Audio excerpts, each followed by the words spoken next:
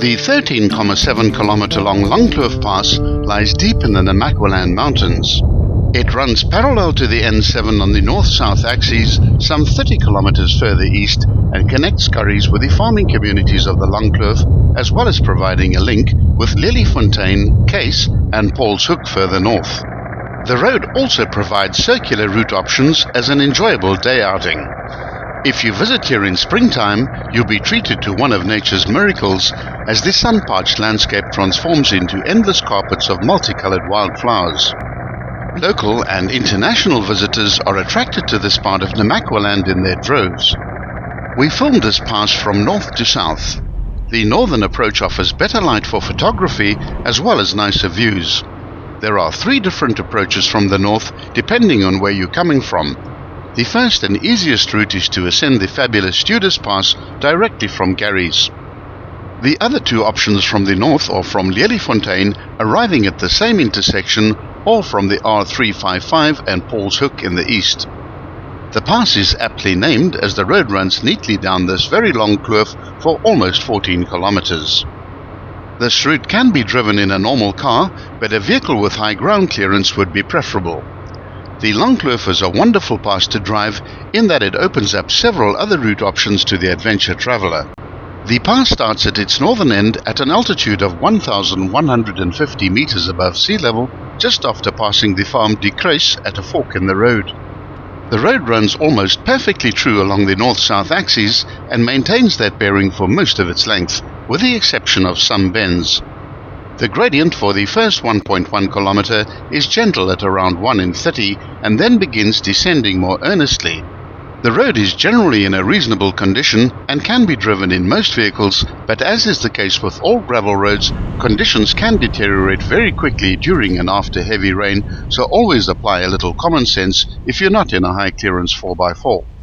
A few kilometers later, the kloof opens up again onto a bigger and higher plateau, marked by the 2 peaks Stalberg to the west and Sierberg to the east. 3 farms are crossed in quick succession, which are Oudam, Kanepsekral and Welkom. The first 5 kilometers of this pass is fairly straightforward, and there's time to enjoy the lovely scenery on either side of the road. Keep a lookout for small antelope and other animals, and relish the feeling of solitude, as you're unlikely to see another vehicle for the entire length of this pass. This is without a question another of those roads less traveled. For those interested in wildflowers, a day's drive can include this and a number of other local passes, which will all offer wonderful displays of flowers during the spring season. The Langkloof itself has its own microclimate and is considerably greener than the surrounding areas. At the 7-kilometer point, the road crosses close to a solitary farm, Narkiesdam, on the left, and here there is almost always livestock on the road. Keep your speed slow. Soon you'll arrive at another closed gate.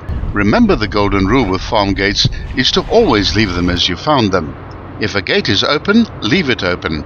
It's like that for a very good reason. The pass has a total of 6 gates, of which some might be closed and others open.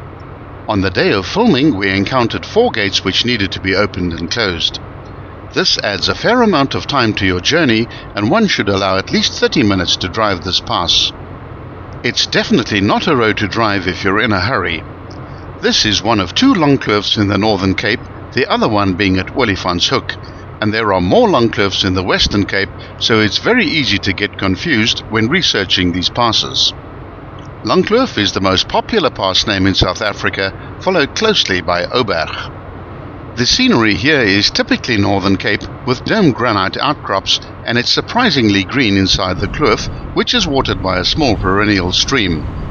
If you're fortunate enough to drive through this route after good rains, there are a number of small waterfalls to be seen that tumble down the smooth granite rock faces. These are mostly in the lower half of the pass.